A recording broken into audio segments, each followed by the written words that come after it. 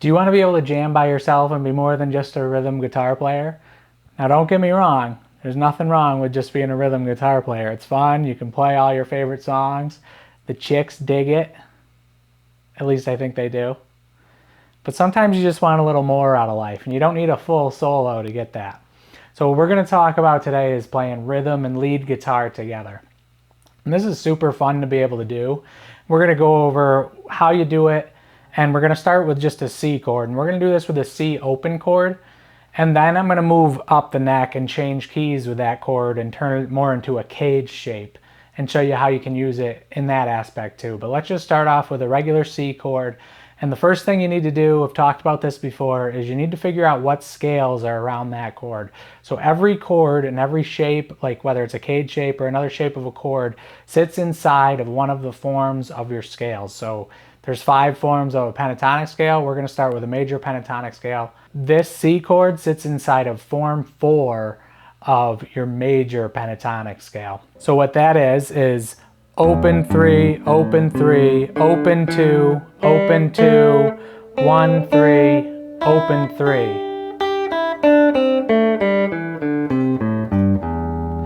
And that's form 4, and you're totally good just sticking within form 4. But you can also move into form 5, which is 3, 5, 3, 5, 2, 5, 2, 5, 3, 5, 3, 5. Or you can move all the way back down to form 1. Everybody knows form 1. It's the same as your A minor pentatonic scale. It's 5, 8, 5, 7, 5, 7, 5, 7, 5, 8, 5, 8. So the next thing you need to do, I've talked about this before too, is just establish a rhythm. So you want to establish your strumming pattern. And you want to figure out what you're going to do before you start jumping into your lead licks, because the hardest part about this is holding your rhythm together and holding your timing together. And one little tip with that is just to tighten up your strumming hand. So if you're strumming big strums like this, and every time you strum through the chords, you're way down at the bottom of the guitar, it's going to be really hard to tighten that up and jump to some lead playing. So if you can tighten that up or anchor your palm or do some palm muting and not go as far past the strings when you're strumming them, it's really going to make this a lot easier.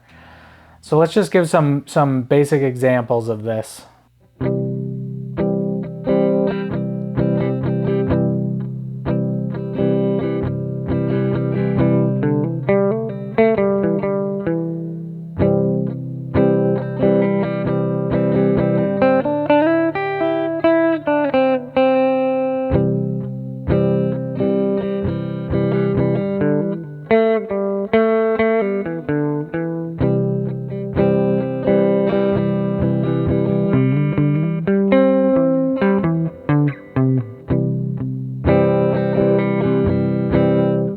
And then we'll just talk about this. So these are all major ideas. Obviously you have a ton of options for hammer-on pull-offs with all these open strings in your form 4. And you can just use those ideas to embellish the chord while you're playing rhythm. Just like this, without even picking up your index finger or your ring finger.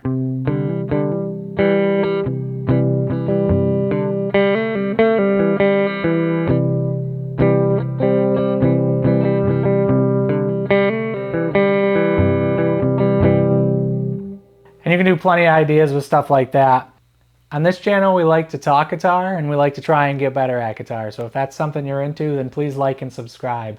And I just want to thank everybody who's subscribed and watched the videos so far. I really appreciate it. You guys are the best. But to get more into the other ideas I was doing, so really trying to cross forms of the pentatonic here. And you have a C note right here on your first fret of your B string. So that's just a little walk up into your form 5. And then what I did up here, took the ring finger and went down 2 whole steps.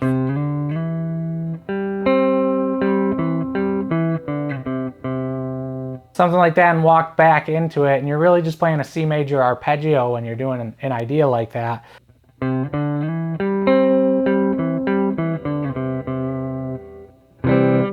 So that's always going to work. You can, you know, keep doing your licks for just 1 bar, 2 bars, a half a bar, however long you want to. Like if you were going to do it for a lick for 2 bars, it would sound something like this.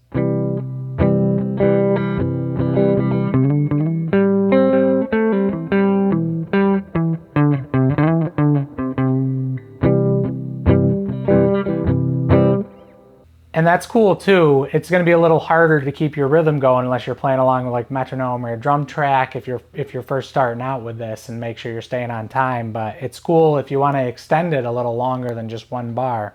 And then I just want to briefly talk about minor. In the last video I did, I got some questions on why would you play a minor scale. Why would you play your minor scale, like a C minor scale, over a C major chord? And it's really like a blues or rock idea. So they do it all the time in blues. Obviously in blues they're playing a lot of 7th chords, so it'd work a lot better with a 7th chord, but you can do it with just a regular major chord too, and it gives you some cool sounds.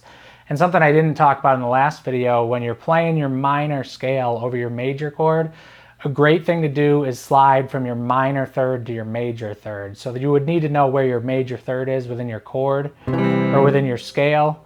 And right here, your major third is on the D string on the 2nd fret. Just going to show you a little bit of the minor scale, not the whole thing. It's 1 3 1 3 1 3, and that's really the only box that we're going to go over right now. And then if you slide up into this next position, it's 3 5 3 5 4 6 3 6.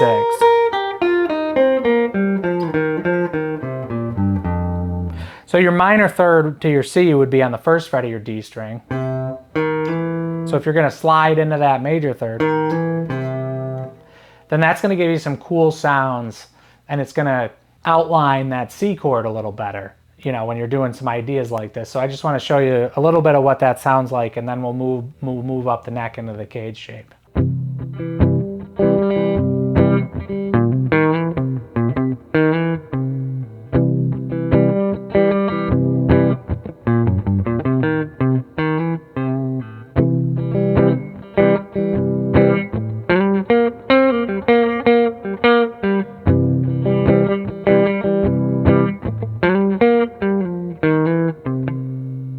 So that's just a cool idea there. Now we're going to move up to this cage shape, and we're going to move it up to make it an F chord. So when you move this, typically when you see the cage shape of a C chord, it looks like this with a bar.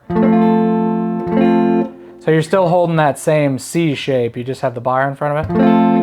I don't like that shape. What I like to do is, instead of barring it, I just put my index finger here on the 5th fret of the G string. And that plays the same chord. I'm muting out the high E string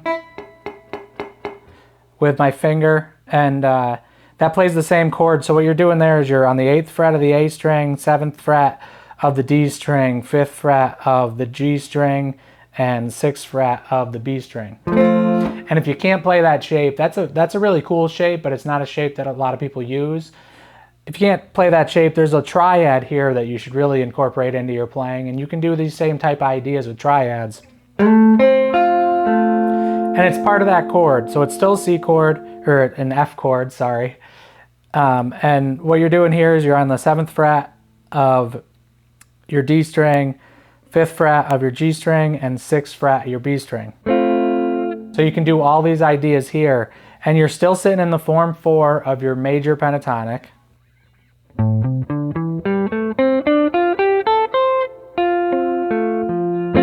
Now you have access to the form 3 of your major pentatonic, which is 3 5 3 5 3 5 2 5 3 6 3 5.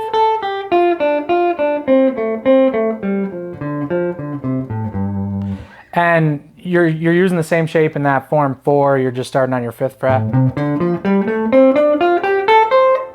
instead of having it all open.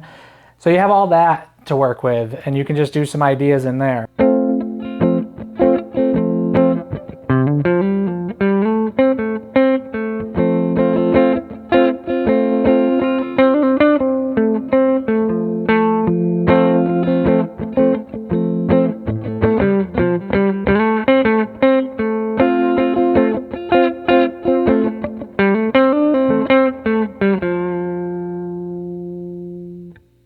And you have ideas there that you can use. And then if you're going to do this with the minor idea, it's all there too. I don't know if I said this earlier or not, but when you're in your minor pentatonic, you're sitting over your form 3 of your minor pentatonic, right? And that starts right here on the 6th fret. So it's 6 8 6 8 6 8 5 8 6 9 6 8. You have a little access into your form 2, really up on the higher strings, but that would be 4/6, 3/6, 3/6, 3/5, 4/6, 4/6.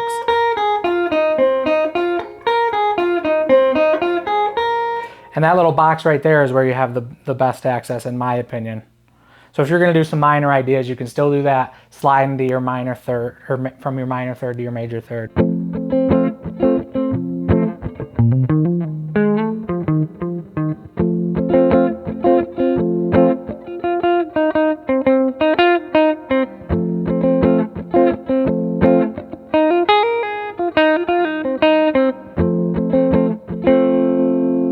So that's a cool shape to incorporate into your playing, but you don't have to. Really just take away where this lies within your scales, and you can start, you know, targeting some chord tones when you're soloing and outlining your arpeggios and things like that.